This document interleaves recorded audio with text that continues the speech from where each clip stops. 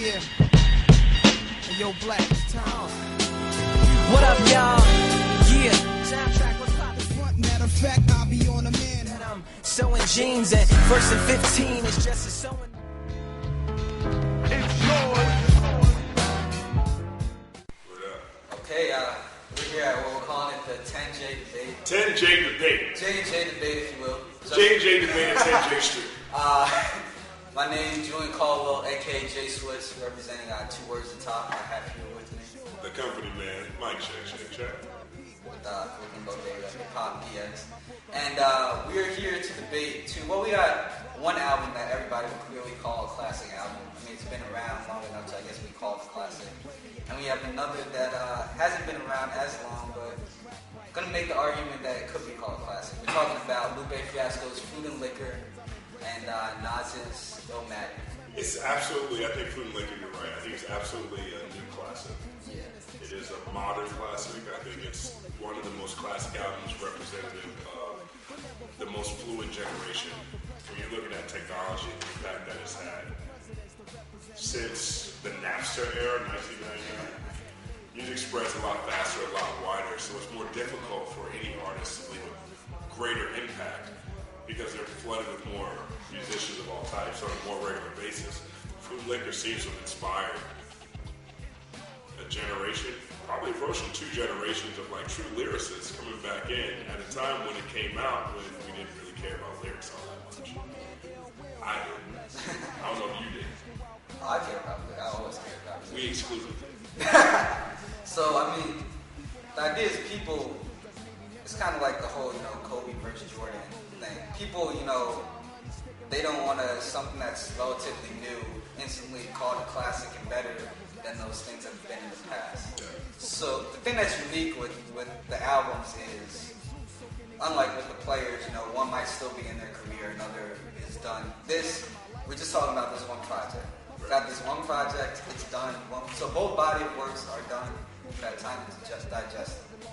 I'm going to argue on the side that Food and Liquor is better than Illmatic, the classic, everybody's favorite. We talked about lyrics. Well, let's set the stage first. Set the stage for Food and Liquor. What was happening when Food and Liquor came out and why is it so impactful? What you got somewhat into, was the fact that actually in the discussion that we just came from, talking about how Lupe Fiasco, when he first came out, which would be Food and Liquor, came out to the masses, Food and Liquor, kind of started this movement of hip-hop moving back towards being about the lyrics, getting a younger generation that, from the start, is saying, I want to come out rapping, showing that I'm strong lyrically, not just showing how much money I have, how popular I can be a hit star, but saying I have lyrical content, I have skills in the way I deliver those lyrics. This is September 2006. September 2006. Illmatic. Well, before we get into Illmatic, I guess Lupe Fiasco, what made it so strong, that Food and Liquor album, it wasn't just one-dimensional. You didn't just get Lupe saying, I can spit lyrically, let me just talk about I'm this, that, I'm this, I'm this, that. When you really step back and look at the album, like, you have songs that might just be your head nodder type, or just feel good songs just to listen to in the whip, like, you got I Gotcha, or Real, that you just bang, just nod your head, yeah, it's a song. Okay. And then you have songs. What was dope about I Gotcha? What was dope? It's funny, I Gotcha could be one of the weakest songs on the album. You think so? I think so. I mean, it's a feel-good song, but I was listening to it, it just, that strong, powerful feeling that maybe you got from most of the album, you didn't get from that. But then there's still a place to, music is still for people to enjoy, to have fun, and it definitely had that. So you're talking about the strong messages, the strong messages, undertones, the social undertones that run throughout the album were present on I Gotcha. And like I said, there's boom, and that's what makes Food and Liquor a complete album. You have, the I Gotchas that kind of take away from that. Lyrical exercise. Yeah. I like lyrical exercise. But then you have songs where not even just straight lyrically flow, like da-da-da-da-da-da-da, rapping that way. You have songs where conceptually, like, it's brilliant stuff. You have like the he say, she say, switching point of views between, the mother talking to the father who wasn't there and to the son who's not there. You have the instrumental talking about, the lacking of, the person showing their actual voice and kind of, perspective on that. And going through, you got the cool from the perspective, talking about this dead person, this dead gangster coming up. So, and you think about all those. I mean, if you could have one good conceptual song on an album, that's incredible.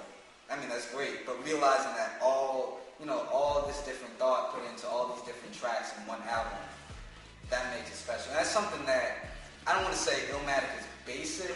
It's not basic, but it's more just raw hip-hop, kind of tell like it is, obviously Nas is putting a lot of thought, but those conceptual type tracks, those are missing from Illmatic, and that's something that Food and Liquor might have to head up on Illmatic in that way. Okay, I feel what you're saying. But I understand that people might not want that much of that conceptual overthinking, so that could be right. Well, we'll take on that. I mean, I think you set the stage pretty well for Food and Liquor.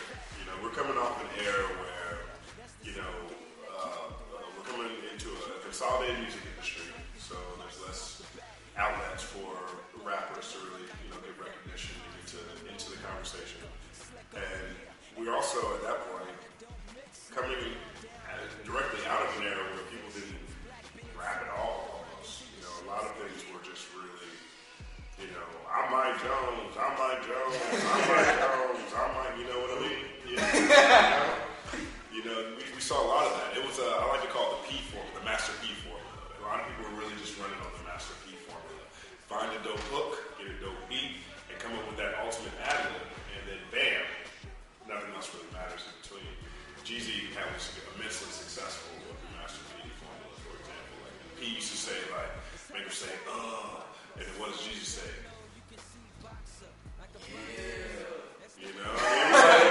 It was very, very, very similar. And it's largely because of how successful Master P was.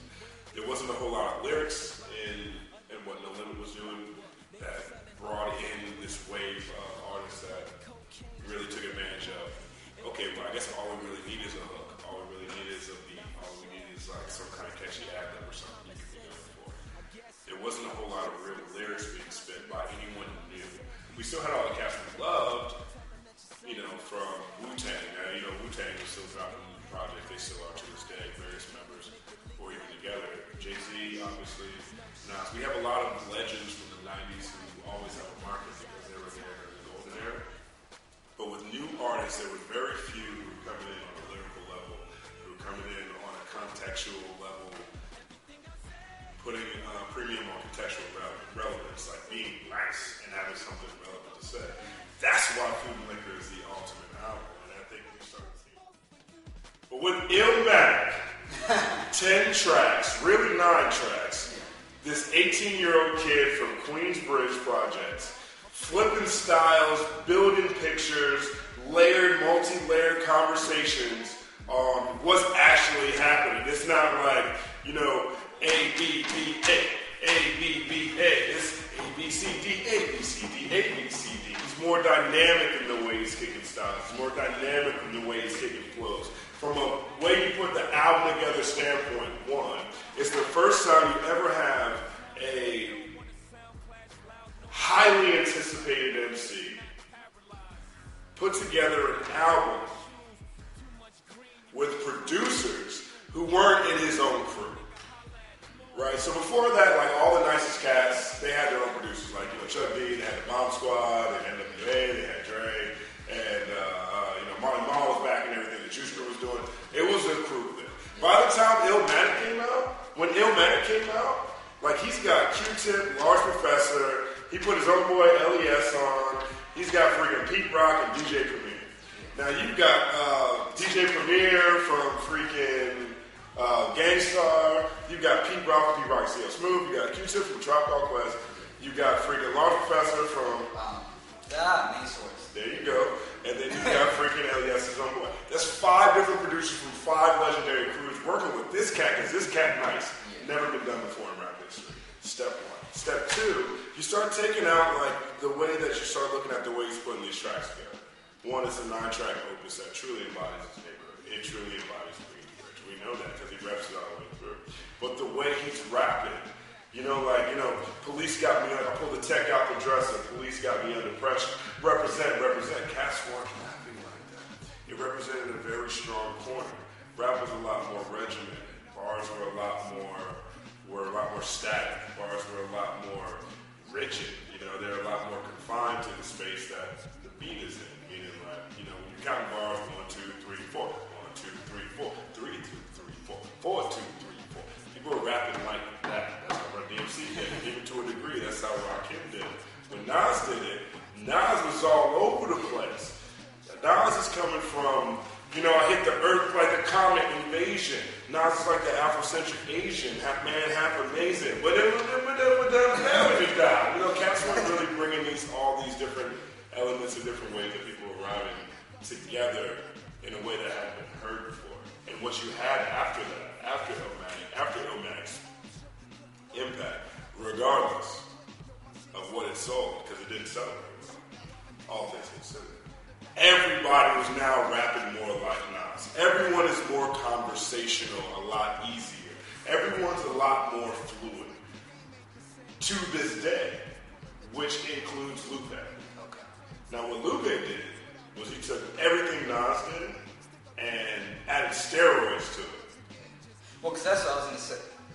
Could you, I mean, Nas, it's not long, it's not extra long, so it's not you get bored with it. Yeah. But could you almost say that everything on Illmatic, it kind of almost sounds somewhat similar, where you listen to like a Lupe, where you, like, I mean, even when you're going straight musically, like, I mean, taking that whereas people in Nas' era, they were all rapping the same, but he took the flow and switched it up. But then even the music kind of all has that same kind of feel, where Lupe's has, you know, I mean, in addition to the flow switching up and the way he's rapping and the stories, what he's rapping about, in addition to the music, where you have some like Kick Push, which sounds, I guess, more like an Illmatic type, straight real hip hop, and then you have like a Pressure, which is a big, you know, and then you have like the he say, she say type thing, you know.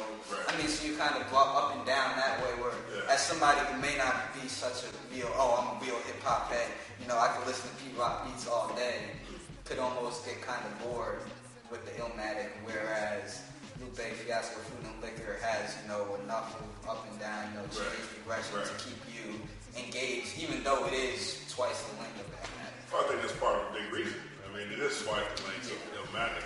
And as an album, Food and Liquor, I think, is a lot more wide-reaching. It's trying a lot harder to be, it was written. You know, I think it's much closer to what Nas had already done on It Was Written. Like, for whatever we really want to say about where you got the idea from. You know, I Gave You Power is the story, is an ultimate metaphor of the life of a bullet.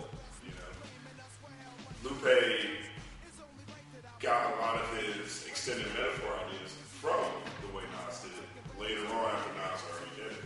So, you know, I think, and this is the ultimate dividing line that's not going to change between these two projects, is that, you know, Lupe's came out in 06, you know, so he's like 12 years behind when Nas dropped Illmatic.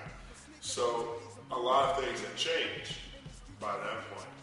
But I don't think that means that we need to forget that when Illmatic came out, it did everything that Food and Liquor did, except for now people are still trying to live up to Illmatic.